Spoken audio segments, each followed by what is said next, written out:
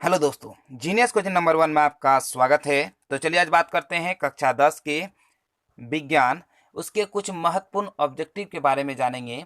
आप ये बताइएगा कि आपको कितना में से कितना आपका सही हुआ। तो चलिए स्टार्ट करते हैं आज का सेशन, है ना। आज हम 20 महत्वपूर्ण सवालों पे चर्चा करेंगे। तो चलिए, बहुत जो इम्पोर्टेंट है, जो बोर्ड के एग्जाम में, मैट्रिक के बोर्ड के एग्जाम में, उन्हीं सवाल को हम क्या करेंगे, चर्चा करेंगे, मतलब उन्हीं सवालों पे चर्चा करेंगे। तो देखते हैं सवाल नंबर 1 क्या कहता है कि दाढ़ी बनाने में किस प्रकार के दर्पण का उपयोग किया जाता है। ए अवतल, बी उत्तल, सी समतल, डी इनमें से कोई नहीं। तो आपको पता होगा कि दाढ़ी बनाने के लिए जो उपयोग किया जाता है वो आपका अवतल दर्पण का उपयोग किया जाता है, यानी ऑप्शन नंबर ए। अब देखते हैं सवाल नंबर 2 क्या कहता है। निर्गत किरण एवं अभिलंब के बीच के कोण को कहते हैं। ए आपतन कोण, बी परावर्तन कोण, सी सी निर्गत कोण, डी इनमें से कोई नहीं। देखिए, निर्गत किरण और अभिलंब के बीच जो कोण बनाता है उसे निर्गत कोण कहते हैं, यानी ऑप्शन नंबर सी। अब देखते हैं सवाल नंबर 3 क्या कहता है। हीरा का अपवर्तनांक है। ए 1.77, बी 1.47, सी 1.44, डी 2.42। तो हीरा का जो अपवर्तनांक होता है वो होता है 2.42, यानी ऑप्शन नंबर डी। अब देखते हैं सवाल नंबर 4। सामान्य सामान्य मानव नेत्र का दूर बिंदु ए 25 सेंटीमीटर पर होता है, बी 25 मिलीमीटर पर होता है, सी 25 मीटर पर होता है, डी अनंत पर होता है। देखिए, सामान्य मानव का जो नेत्र बिंदु होता है, नेत्र जो दूर जो देख सकता है वो अनंत तक देख सकता है, यानी ऑप्शन नंबर हो जाएगा आपका डी। अगर आपका निकटतम बिंदु बोला जाता तो क्या हो जाता, 25 सेंटीमीटर। क्या होता, 25 सेंटीमीटर। अब देखते हैं सवाल नंबर 5 क्या कहता है। दूर दृष्टि वाली आंखें साफ साफ देख सकती है। ए दूर की वस्तु को, बी निकट की वस्तु को, सी बड़ी वस्तु को, डी इनमें से कोई नहीं। याद रखिए, जिस प्रकार की दृष्टि दोष होगा उस प्रकार की वस्तु को वो देख सकता है और उसका जो ऑपोजिट है उसको देख नहीं सकता है। यानी अगर दूर दृष्टि दोष है तो वो दूर की वस्तु को देख सकता है, निकट की वस्तु को देख नहीं सकता है। लेकिन अगर निकट दृष्टि दोष है तो निकट की वस्तु को देख सकता है लेकिन दूर की वस्तु को देख नहीं सकता है। इसीलिए इसका आंसर हो जाएगा ऑप्शन नंबर ए, दूर दृष्टि की वस्तु। अब देखते हैं सवाल नंबर 6 क्या कहता है। दीर्घ दृष्टि दोष होने के क्या कारण है, यानी दीर्घ दृष्टि दोष जो होता है उसके क्या कारण है। ए अभिनेत्र लेंस की फोकस दूर का घटना, है ना, नेत्र लेंस का बड़ा हो जाना, सी अभिनेत्र लेंस की वक्रता का घटना, या डी अभिनेत्र लेंस की फोकस दूरी का अत्यधिक हो जाना। मतलब दूरदृष्टि दोष कब होता है, देखिए जब दूरदृष्टि तभी होता है जब क्या होता है, अत्यधिक क्या होता है, बढ़ जाता है। क्या होता है, अत्यधिक दूर हो जाता है। किससे, अभिनेत्र लेंस की फोकस दूरी से, है ना। तो इसका ऑप्शन नंबर हो जाएगा ऑप्शन नंबर डी। क्या हो जाएगा, डी। अब देखते हैं सवाल नंबर 7 क्या कहता है। ओम के नियम में विद्युत धारा और विभवांतर के बीच खींचा गया अभिलेख होता है। ए सरल, बी वक्र रेखा, सी ए और बी, डी इनमें से कोई नहीं। याद रखिए, ओम के जो बीच में विद्युत धारा और विभवांतर का जो बीच रेखा खींचा जाता है, ग्राफ खींचा जाता है, वो इस प्रकार होता है, यानी वो सीधा होता है। ये इस तरह से क्या होता है, सीधा, है ना। वो इस तरह से क्या होता है, सीधा। यानी ऑप्शन नंबर हो जाएगा ए। क्या हो जाएगा, ए। अब देखते हैं सवाल नंबर 8 क्या कहता है।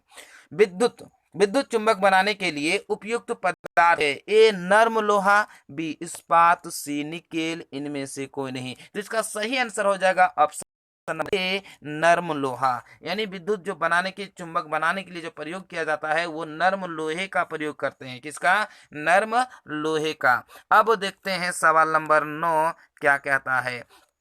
देखिए सवाल नंबर 9 में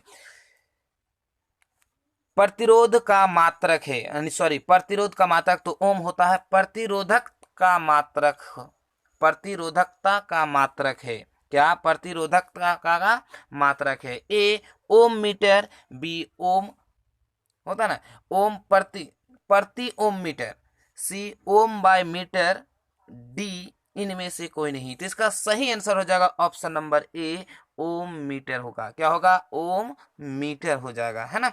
तो देखते हैं सवाल नंबर 10 क्या कहता है। चुंबकीय क्षेत्र की तीव्रता का मात्रक है ऑस्टेड, बी टेस्ला, सी ए और बी,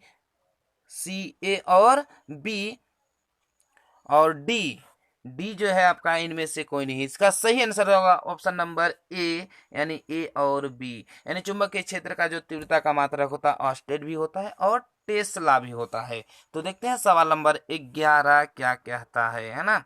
11 में देखते हैं, विद्युत फ्यूज बचाता है। विद्युत फ्यूज जो है वो किसको बचाता है?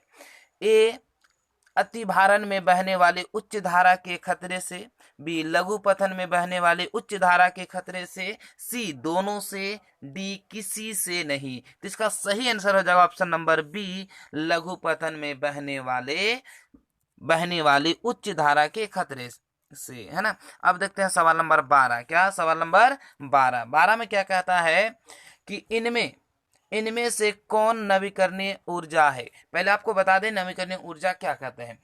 वह ऊर्जा का स्रोत जिसका बार बार उपयोग होने पर वह समाप्त नहीं होता है, वह नवीकरणीय ऊर्जा स्रोत कहलाता है। वह ऊर्जा स्रोत जो बार बार उपयोग करने के बाद वो क्या होता है, एक बार उपयोग करने के बाद समाप्त हो जाता है, वो अनवीकरणीय ऊर्जा स्रोत है। तो इनमें से वैसी ऊर्जा स्रोत खोजना है जो प्रयोग करने के बाद जल्दी समाप्त नहीं होता है। तो कोयला तो समाप्त हो जाता है, पेट्रोल भी समाप्त हो जाता है, प्राकृतिक गैस भी समाप्त हो जाता है, यानी सौर ऊर्जा कभी समाप्त नहीं होता है। तो यही हमारा नवीकरणीय स्रोत हुआ ना, ऑप्शन नंबर सी। क्या हो जाएगा? Option number C. अब देखते हैं सवाल नंबर 13। जैव गैस एक उत्तम ईंधन है।